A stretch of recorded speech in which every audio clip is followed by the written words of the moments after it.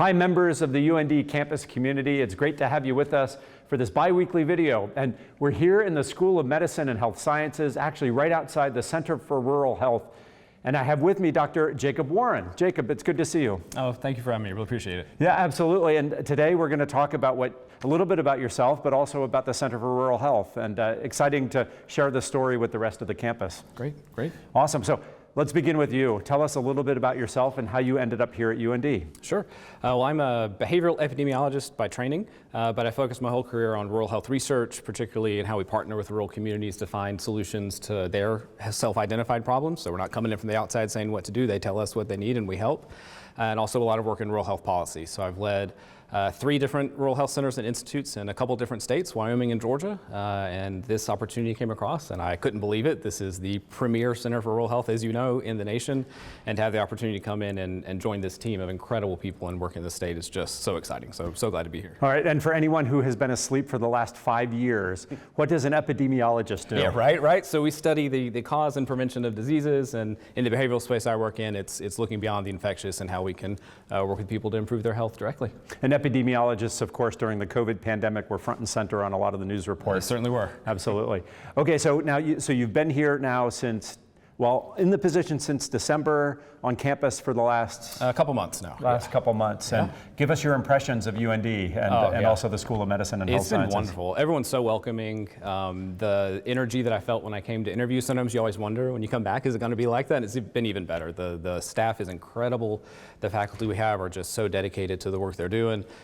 Dean Jenkins is an incredible leader here in the School of Medicine and Health Sciences, really keeping the mission of improving health in North Dakota at the forefront, which is why I wanted to come, and it's just been wonderful. Everyone wants to work together and solve what we can. Nice. So tell us a little bit about the Center for Rural Health. I mean, it's now under your direction, so tell us about what it does and any big ideas that you have for its future. Yeah, so the center is really hard to summarize everything that the center does because there's so much that happens. So we do a lot in improving the healthcare system in the state, and looking at the supply of healthcare professionals, and in working directly with people and communities to improve outcomes. So a couple of the ways we work directly with communities is through, we have one program that's called SHIP. It's our Small Hospital Improvement Program that works directly with hospitals to help them do quality improvement efforts to improve their patient outcomes, to figure out how to bill better, which is a really important factor in how we keep we keep the doors open. So we work with them in that. We have a FLEX program that helps look at general access to care across the state.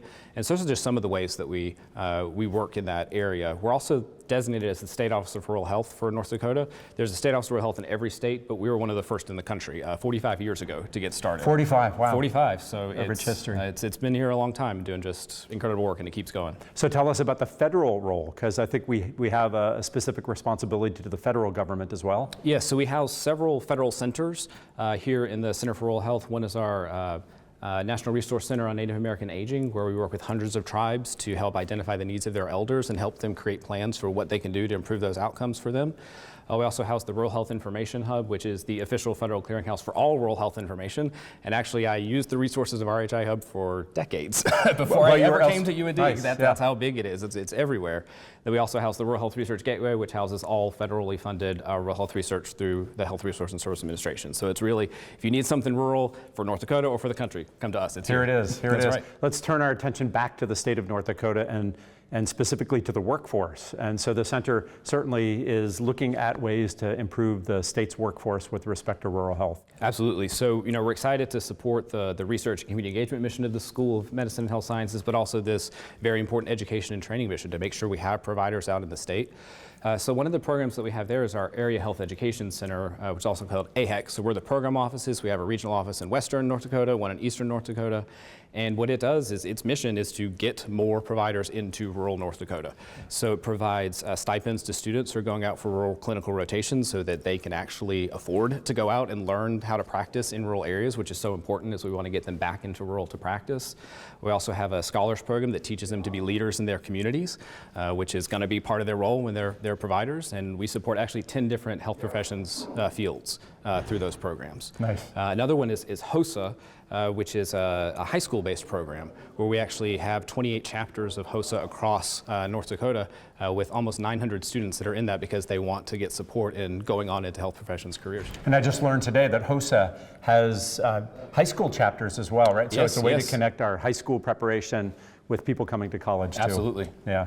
Yeah. Nice. So giant initiatives, what are the big ideas coming forward with the center? I mean, you just touched on a few of them. Any others that you'd like to comment on? Well, we're really excited to have that 45th anniversary coming up this year. So we're going to be looking back and looking forward is kind of the way we're thinking of it, of how we continue to support the programs we have and support the people in North Dakota, but also expand out in our research space to look at how do we partner more directly with North Dakota communities to say, what is it that you need and how can we help develop new innovative solutions to those problems. So we're really looking forward to continuing to work there and continue that space. So I have to ask, any connections to this revolution in AI, artificial intelligence? Oh yeah, so interestingly, a lot of people don't realize this, a lot of innovations we see in healthcare overall actually started in rural. So telehealth was a rural focused solution. 'Cause it had to and be. now we use it everywhere. So I think AI is going to be the same way because we look at how to use data more efficiently and how to have alternative ways to potentially read radiographs, to look within medical charts to look for patterns of things that need to be addressed, and all that will uniquely benefit rural areas. So we're excited. Dean Jenkins is very, very focused on this, and we're happy to be a part of that committee and that work moving forward. That's great, and it sure seems like when you have small groups of people in rural communities, just a limited number of healthcare providers, you have to use every tool at your disposal to be more efficient and to provide the care that's best for the citizens of those rural communities. Absolutely. For decades, rural has led the way in healthcare because they have to do it better and more efficiently, and that's what everyone wants to do. Yeah, I love it. I love it. So there's more information out there about the Center for Rural Health. How can people access that information? Where do they go? So they can go to our website, which is ruralhealth.und.edu. You can check out all of our socials. Our website is great. It has all of the things we haven't been able to talk about because there's not enough time to go into our 20 plus programs that serve almost 60 hospitals, 40 clinics, every county in North Dakota. So you can learn all about it at ruralhealthund.edu.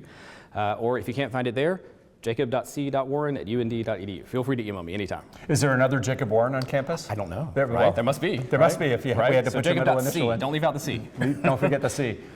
Jacob, it's great to have you here and to share all of this information with the campus. And congratulations on your position, and good luck with all of the initiatives that you have going. Thank you so much. Really appreciate it.